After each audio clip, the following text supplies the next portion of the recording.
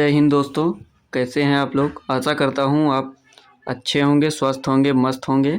आइए दोस्तों, आज प्रैक्टिस सेट नंबर 11 हमारा है, जो जीके जीएस एसएससी जीडी और एसएससी एमटीएस की परीक्षा के लिए बहुत ही महत्वपूर्ण है।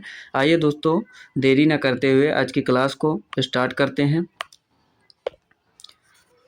ज्ञान से खतरनाक कोई हथियार नहीं है। जो ज्ञान है उससे खतरनाक कोई भी हथियार नहीं है, इसे फुल लोड करके रखें। आइए, आज का पहला प्रश्न है हमारा। पहला प्रश्न हमारा कह रहा है दोस्तों, प्रश्न नंबर 1 हमारा कह रहा है, प्रसिद्ध कवि अमीर खुसरो दरबार में रहे हैं। जो प्रसिद्ध कवि अमीर खुसरो थे, वो किसके दरबार में रहे हैं। ऑप्शन देख लीजिए। ऑप्शन है अलाउद्दीन खिलजी, इल्तुतमिश, मोहम्मद बिन तुगलक के या कुतुबुद्दीन ऐबक के। तो जो हमारे अमीर खुसरो कवि थे वह अलाउद्दीन खिलजी के दरबार के प्रसिद्ध कवि थे। आइए प्रश्न नंबर दूसरा देखते हैं। प्रश्न नंबर दूसरा हमारा कह रहा है, स्वतंत्रता के बाद देशी रियासतों के एकीकरण का उत्तरदायित्व किसे दिया गया था। जब हमारा भारत देश स्वतंत्र हुआ था, उसके बाद देशी रियासतों के एकीकरण का उत्तरदायित्व किसे दिया गया था दोस्तों। तो ऑप्शन है डॉक्टर राजेंद्र प्रसाद, सरदार वल्लभ भाई पटेल, पंडित जवाहरलाल नेहरू और लाल बहादुर शास्त्री। तो दोस्तों, जो इसका हमारा सही उत्तर है वह हो जाएगा सरदार वल्लभ भाई पटेल। ऑप्शन नंबर बी इसका बिल्कुल करेक्ट आंसर हो जाएगा। सरदार वल्लभ भाई पटेल को देशी रियासतों के एकीकरण का उत्तरदायित्व दिया गया था स्वतंत्रता के बाद। अगला प्रश्न देखते हैं, प्रश्न नंबर 3। प्रश्न नंबर 3 कह रहा है, संघ लोक सेवा आयोग के अध्यक्ष की नियुक्ति कौन करता है। जो संघ लोक सेवा आयोग है उसके अध्यक्ष की नियुक्ति कौन करता है। ऑप्शन है दोस्तों, ऑप्शन है प्रधानमंत्री, ऑप्शन बी है राष्ट्रपति, ऑप्शन सी है भारत के मुख्य न्यायाधीश, ऑप्शन डी है लोकसभा अध्यक्ष। तो दोस्तों, जो संघ लोक सेवा आयोग जो यूपीएससी है उसके अध्यक्ष की नियुक्ति जो है वह करते हैं हमारे राष्ट्रपति महोदय जी करते हैं। राष्ट्रपति संघ लोक सेवा आयोग के अध्यक्ष की नियुक्ति करता है। इसका ऑप्शन नंबर बी बिल्कुल करेक्ट आंसर हो जाएगा। भारतीय संविधान के भाग 14 में अनुच्छेद 315 से 323 के तहत संघ लोक सेवा आयोग की संरचना, उसके सदस्यों की नियुक्ति और निष्कासन तथा संघ लोक सेवा आयोग की शक्तियों और कार्यों से संबंधित प्रावधान किए गए हैं। यूपीएससी के अध्यक्ष और अन्य सदस्यों की नियुक्ति जो है भारत के राष्ट्रपति द्वारा की जाती है दोस्तों। आइए अगला प्रश्न देखते हैं, प्रश्न नंबर 4। प्रश्न नंबर 4 हमारा कह रहा है, कौन सा महासागर यस आकार का है। हमारा कौन सा महासागर है जो यस आकार का है। ऑप्शन है प्रशांत महासागर, अटलांटिक महासागर, भूमध्य सागर, हिंद महासागर। तो दोस्तों, जो हमारा यस आकार का महासागर है वह है अटलांटिक महासागर। ऑप्शन नंबर बी बिल्कुल करेक्ट हो जाएगा इसका प्रश्न नंबर 4 का आंसर। यदि विश्व मानचित्र पर बारीकी से देखा जाए तब यस अक्षर का आकार बनाने वाला महासागर अटलांटिक महासागर है। आर्कटिक महासागर, बेरेंट्स सागर, नॉर्वेजियन सागर, ग्रीनलैंड सागर और डेनमार्क जलडमरू मध्य के माध्यम से जुड़ा हुआ है। प्यूर्टो रिको गर्त जो लगभग 28,230 फीट गहरा है। अटलांटिक महासागर का सबसे गहरा बिंदु है। अटलांटिक महासागर का सबसे गहरा बिंदु कौन सा है, तो वो है प्यूर्टो रिको गर्त। यह वाणिज्य और व्यापार के मामले में सबसे व्यस्त महासागर है। कौन सा महासागर है सबसे व्यस्त, तो वो है अटलांटिक महासागर। आइए दोस्तों अगला प्रश्न देखते हैं, प्रश्न नंबर 5 देखते हैं। प्रश्न नंबर 5 हमारा कह रहा है, बैडमिंटन के खेल में महिलाओं के लिए निम्नलिखित में से कौन सा कप ट्रॉफी प्रदान किया जाता है। कौन सी ट्रॉफी प्रदान की जाती है। जो बैडमिंटन के खेल में महिलाओं के लिए निम्नलिखित में से कौन सी कप ट्रॉफी प्रदान की जाती है। Webb Ellis cup, Wisden trophy, Uber cup और डर्बी कप। तो दोस्तों, जो इसका हमारा सही उत्तर है वो हो जाएगा उबेर कप। प्रश्न नंबर 5 का हमारा जो है ऑप्शन नंबर सी बिल्कुल करेक्ट हो जाएगा। जो उबेर कप है वह बैडमिंटन के खेल में महिलाओं के लिए उबेर कप ट्रॉफी प्रदान की जाती है। आइए दोस्तों अगला प्रश्न देखते हैं, प्रश्न नंबर 6। प्रश्न नंबर 6 हमारा कह रहा है, भारतीय संविधान की प्रस्तावना को किसने निम्नलिखित संविधान की राजनीतिक कुंडली के रूप में वर्णित किया था। जो भारत के संविधान की प्रस्तावना थी उसको उसे किसने भारतीय संविधान की राजनीतिक कुंडली के रूप में वर्णित किया था? ऑप्शन देख लीजिए, ठाकुरदास भार्गव, कन्हैयालाल मणिलाल मुंशी, N.A. पालखीवाला और भीमराव रामजी अंबेडकर। दोस्तों इस प्रश्न का जो हमारा सही उत्तर है वह हो जाएगा कन्हैयालाल माणिकलाल मुंशी जो थे, इन्होंने भारतीय संविधान की प्रस्तावना को भारतीय संविधान की राजनीतिक कुंडली कहा था। कन्हैयालाल माणिकलाल मुंशी ने भारतीय संविधान की प्रस्तावना को भारतीय संविधान की राजनीतिक कुंडली बताया। भारतीय संविधान की प्रस्तावना उद्देश्य संकल्प पर आधारित है। किस पर आधारित है? उद्देश्य संकल्प पर आधारित है। इसका मसौदा पंडित जवाहरलाल नेहरू द्वारा तैयार किया गया था और इसे संविधान द्वारा अपनाया गया था। केशवानंद भारती 1973 के ऐतिहासिक मामले में सर्वोच्च न्यायालय ने कहा कि प्रस्तावना संविधान का एक हिस्सा है और इसे अनुच्छेद 368 के तहत इस शर्त के अधीन संशोधित किया जा सकता है कि मूल संरचना पर कोई संशोधन नहीं किया गया है। प्रस्तावना में अब तक केवल एक बार 1976 में 42वें संवैधानिक संशोधन अधिनियम द्वारा संशोधन किया गया है। समाजवादी, पंथ निरपेक्ष और अखंडता शब्द को 42वें संविधान संशोधन अधिनियम 1976 के माध्यम से प्रस्तावना में जोड़ा गया। आइए दोस्तों अगला प्रश्न देखते हैं, प्रश्न नंबर 7। प्रश्न नंबर 7 हमारा कह रहा है 2011 की जनगणना के अनुसार सबसे कम साक्षरता दर वाला राज्य कौन सा है? जो 2011 में हमारी जनगणना हुई थी उसके अनुसार सबसे कम साक्षरता दर वाला राज्य कौन सा है दोस्तों? तो ऑप्शन ए है तेलंगाना, ऑप्शन बी है बिहार, ऑप्शन सी है राजस्थान, ऑप्शन डी है अरुणाचल प्रदेश। दोस्तों जो इसका हमारा सही उत्तर है वो हो जाएगा बिहार। ऑप्शन नंबर बी बिल्कुल इसका करेक्ट आंसर हो जाएगा। जो बिहार राज्य है वह 2011 की जनगणना के अनुसार सबसे कम साक्षरता दर वाला राज्य है। भारत की 15वीं जनगणना 2011 में हुई थी। कब हुई थी दोस्तों? 2011 में आयोजित की गई थी। 2011 की जनगणना का नारा था हमारी जनगणना हमारा भविष्य। क्या नारा था दोस्तों? हमारी जनगणना हमारा भविष्य। आइए और देख लेते हैं तथ्य कुछ हैं 2011 के जो महत्वपूर्ण हैं उसको आप लोग जरूर नोट कर लीजिएगा। ये सारे तथ्य बहुत ही महत्वपूर्ण है, परीक्षा की दृष्टि से आप लोग सब इसको जरूर नोट कर लीजिएगा दोस्तों। जैसे देख लीजिए उच्चतम जनसंख्या घनत्व वाला राज्य कौन सा था? तो दोस्तों था बिहार। सबसे कम जनसंख्या घनत्व वाला राज्य था जो वो था अरुणाचल प्रदेश। सर्वाधिक जनसंख्या वाला राज्य जो था वो था उत्तर प्रदेश। सबसे कम जनसंख्या वाला राज्य था सिक्किम। उच्चतम साक्षरता दर वाला राज्य केरल। सबसे कम साक्षरता दर वाला राज्य जो था बिहार। उच्चतम लिंगानुपात वाला राज्य जो था वो था केरल और सबसे कम लिंगानुपात वाला राज्य था वो था क्या था? हरियाणा था दोस्तों। आइए अगला प्रश्न देखते हैं, प्रश्न नंबर 8।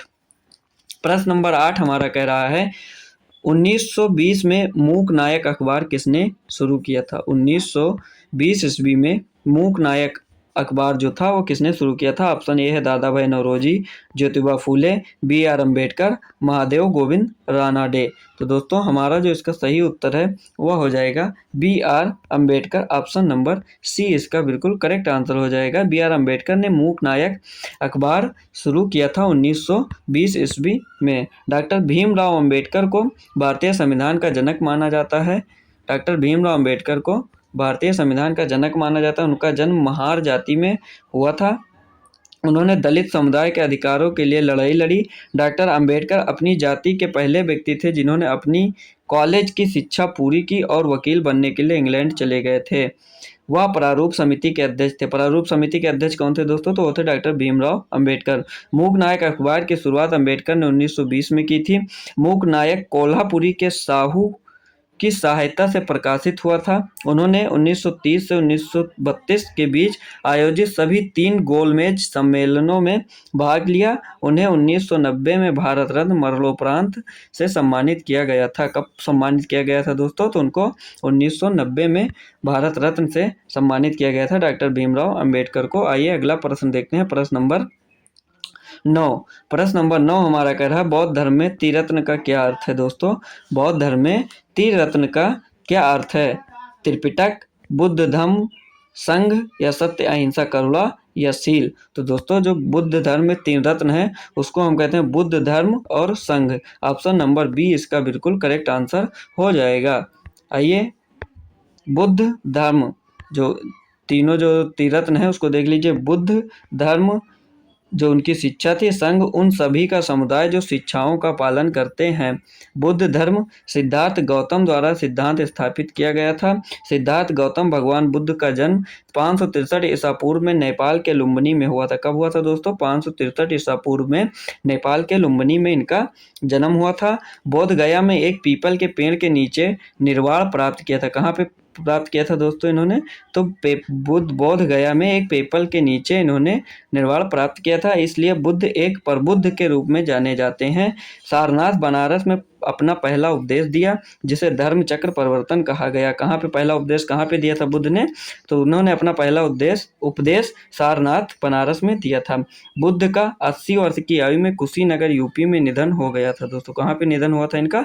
कुशीनगर में इनका निधन हो गया था। आइए प्रश्न नंबर 10 हमारा है, कह रहा है भारत के निम्नलिखित में से किस राज्य में महोत्सव महोत्सव मनाया जाता है? जो महोत्सव महोत्सव है वह दोस्तों भारत में कहाँ पे मनाया जाता है? ऑप्शन ए है नागालैंड, त्रिपुरा, असम, पश्चिम बंगाल।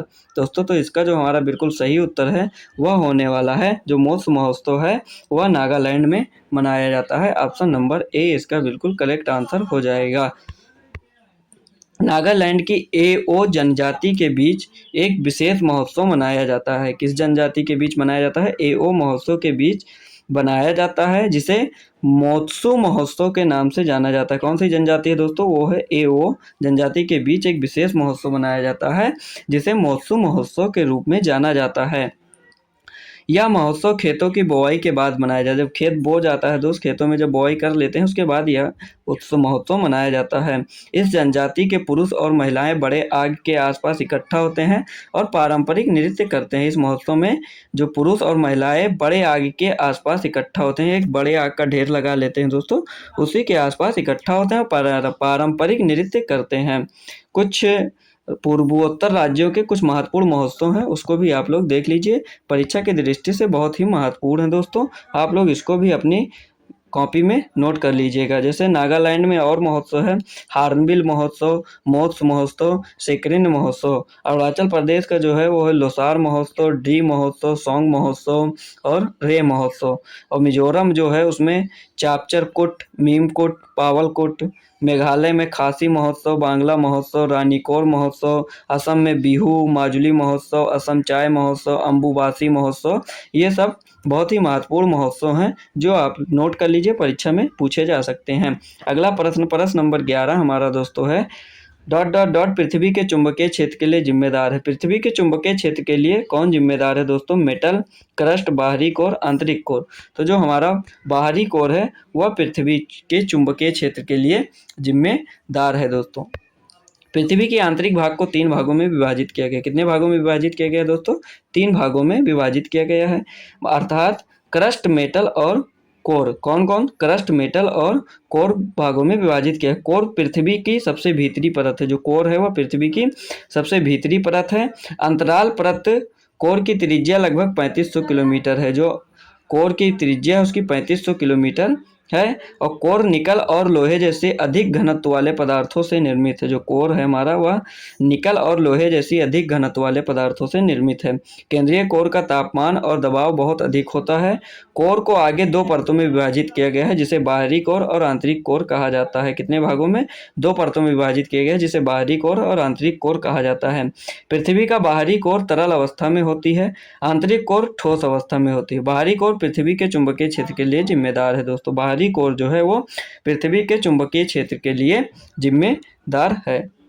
अगला प्रश्न देखते हैं, प्रश्न नंबर 12। प्रश्न नंबर 12 हमारा कह रहा है 1916 के प्रसिद्ध लखनऊ समझौते पर डॉट डॉट डॉट के बीच हस्ताक्षर हुए थे। 1916 ईस्वी में लखनऊ समझौता जो हुआ था उस पर किसके किसके हस्ताक्षर हुए थे दोस्तों? ऑप्शन है महात्मा गांधी और आगा खान, बाल गंगाधर तिलक और मोहम्मद अली जिन्ना, महात्मा गांधी और मोहम्मद अली जिन्ना, बाल गंगाधर तिलक और आगा खान। तो दोस्तों इसका जो हमारा बिल्कुल सही उत्तर है वो हो जाएगा बाल Gangadhar Tilak. Option number B, बाल गंगाधर तिलक और मोहम्मद अली जिन्ना 1916 के प्रसिद्ध लखनऊ समझौते के पर इन दोनों के हस्ताक्षर हुए थे।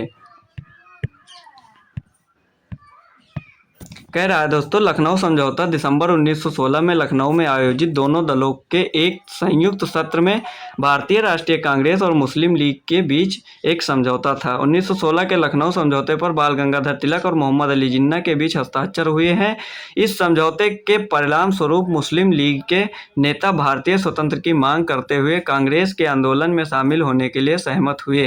लखनऊ समझौते को हिंदू मुस्लिम एकता के लिए आशा की किरण के रूप में देखा गया था। जो हमारा लखनऊ समझौता था वह हिंदू मुस्लिम एकता के लिए आशा की किरण के रूप में देखा गया था। दोस्तों अगला प्रश्न देखते हैं हम, प्रश्न नंबर 13। प्रश्न नंबर 13 हमारा कह रहा है, निम्नलिखित में से कौन सा संवैधानिक संशोधन शिक्षा के अधिकार प्रदान करता है? कौन सा संवैधानिक संशोधन है जो शिक्षा का अधिकार प्राप्त करता है? दोस्तों ऑप्शन देख लीजिए, ऑप्शन है 28वां, 89वां, 27वां और 86वां। तो दोस्तों जो हमारा 86वां संविधान संशोधन था, ऑप्शन नंबर डी, जो हमारा 86वां संविधान संशोधन था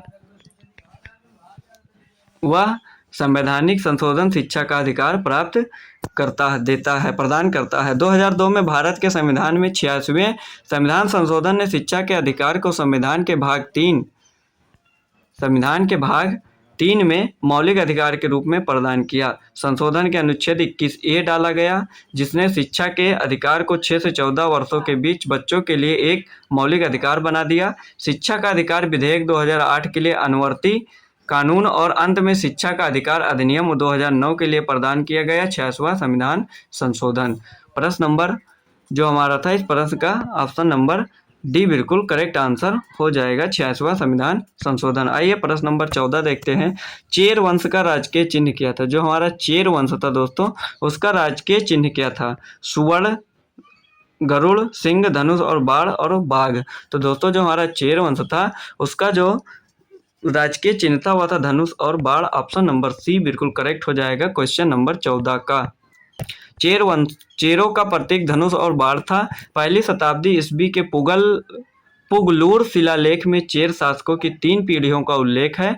रोमनों के साथ व्यापार करने के लिए चेरों का महत्व था। दोस्तों आइए देखते हैं प्रश्न नंबर 15। प्रश्न नंबर 15 कह रहा है, भारत का सबसे पूर्वी बिंदु क्या है? दोस्तों बहुत ही इंपॉर्टेंट प्रश्न है दोस्तों, अगर किसी को पता हो तो कमेंट करके बताइए इसका आंसर। ऑप्शन देख लीजिए दोस्तों, ऑप्शन है इंदिरा पॉइंट, इंदिरा काल पॉइंट, कन्याकुमारी, किबुथु। तो दोस्तों जो हमारा इसका उत्तर है, प्रश्न नंबर 15 का जो हमारा उत्तर है बिल्कुल वो हो जाएगा ऑप्शन नंबर डी, जो किबुथु है। किबुथु जो है वह भारत का सबसे पूर्वी बिंदु है। आइए दोस्तों देखते हैं यह कहाँ पे स्थित है। तो अरुणाचल प्रदेश भारत का एक पूर्वी राज्य है। भारत में सबसे पूर्वी बिंदु जो है वह किबुथु है। ये जो किबुथु है वो कहाँ पे स्थित है? वो अरुणाचल प्रदेश में स्थित है। किबुथु अरुणाचल प्रदेश राज्य के अंजाव जिले का एक कस्बा है। यह LAC वास्तविक नियंत्रण रेखा पर स्थित है। गुजरात भारत का सबसे पश्चिमी राज्य है। गुजरात के कच्छ क्षेत्र में घुआर मोटा भारत का सबसे पश्चिमी बिंदु है। भारत का सबसे पश्चिमी बिंदु कहाँ है? और घुआर मोटा भारत का सबसे पश्चिमी बिंदु है। तमिलनाडु भारत का सबसे दक्षिणी राज्य है। इंदिरा पॉइंट भारत के क्षेत्र के भूमि का सबसे दक्षिणी बिंदु है। कौन सा? इंदिरा पॉइंट। इंदिरा काल भारत के क्षेत्र के भूमि का सबसे उत्तरी बिंदु है। और कन्याकुमारी मुख्य भूमि के भारत का सबसे दक्षिणी शहर है। दोस्तों इंदिरा काल भारत का उत्तरी बिंदु है, कन्याकुमारी भारत का दक्षिणी शहर है, इंदिरा पॉइंट भारत का दक्षिणी बिंदु है। दोस्तों ये सब बहुत ही महत्वपूर्ण है, आप लोग इसको जरूर याद कर लीजिएगा। आइए दोस्तों अगला प्रश्न देखते हैं, प्रश्न नंबर 16। प्रश्न नंबर 16 हमारा कह रहा है, एक पारिस्थितिकी तंत्र में निम्नलिखित शामिल हैं। कौन कौन से पारिस्थितिकी तंत्र में शामिल हैं? दोस्तों ऑप्शन है केवल सजीव जीव और भौतिक कारक, केवल कीड़े, और ऑप्शन डी है केवल भौतिक कारक। तो दोस्तों जो इसका बिल्कुल सही उत्तर है वो हो जाएगा सजीव जीव और भौतिक कारक। ऑप्शन नंबर बी इसका बिल्कुल करेक्ट आंसर हो जाएगा। आइए अगला देखते हैं। इसमें एक पारिस्थितिकी तंत्र में जीवों का एक समुदाय होता है जिसमें उनके भौतिक वातावरण में 2 घटक होते हैं, जैविक और अजैविक। अजैविक में निर्जीव जीव वायु, जल, मिट्टी, खनिज, सूर्य के प्रकाश होते हैं। जैविक में जीवित जीव, निर्माता, उपभोक्ताओं, जैव अपघटक होते हैं। आइए अगला प्रश्न देखते हैं, प्रश्न नंबर 17। प्रश्न नंबर 17 हमारा कह रहा है, अभ्यास डस्टलिक के 5वें संस्करण में भारतीय सेना की कौन सी टुकड़ी भाग ले रही है? दोस्तों करंट अफेयर्स का क्वेश्चन है और बहुत अच्छा क्वेश्चन है, ये आपके पिछली परीक्षा में पूछा जा चुका है SSC GD में। दोस्तों ऑप्शन है इसका Punjab regiment, Rajputana rifles, Gorkha rifles और जाट रेजिमेंट। तो दोस्तों जो इसका सही उत्तर है वो हो जाएगा जाट रेजिमेंट। जो हमारा जाट रेजिमेंट है वो डस्टलिक के 5वें संस्करण में भारतीय सेना की जाट रेजिमेंट टुकड़ी भाग ले रही है। आइए दोस्तों अगला प्रश्न देखते हैं। ये मिस्टेक हो गया है, प्रश्न नंबर 18 इसमें नहीं शामिल है दोस्तों। प्रश्न नंबर 18 नहीं शामिल है, उसमें प्रश्न नंबर 18 था हमारा दोस्तों कि हर साल जो 22 अप्रैल को पृथ्वी दिवस मनाया जाता है, तो पृथ्वी दिवस जो 22 अप्रैल 2024 को मनाया गया है उसकी थीम क्या थी दोस्तों? तो उसकी थीम थी हमारी ग्रह बनाम प्लास्टिक। जो ग्रह बनाम प्लास्टिक थी वह हमारे 2024 की थीम थी पृथ्वी दिवस की।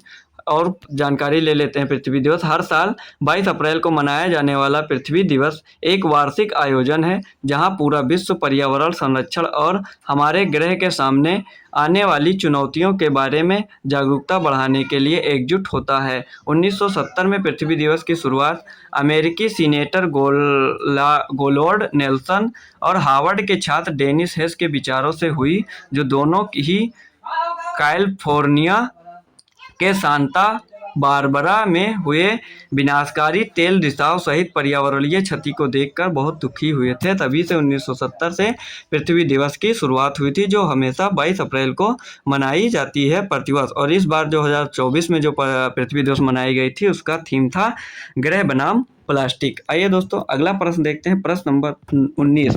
प्रश्न नंबर 19 हमारा कह रहा है जीवाणु की खोज सर्वप्रथम किसने की? जो हमारा जीवाणु था उसकी खोज किसने की थी? रॉबर्ट कोच, लुई पास्चर और ल्यूवेनहॉक और रॉबर्ट हुक। तो हमारा जो जीवाणु था उसकी खोज ल्यूवेनहॉक ने की थी।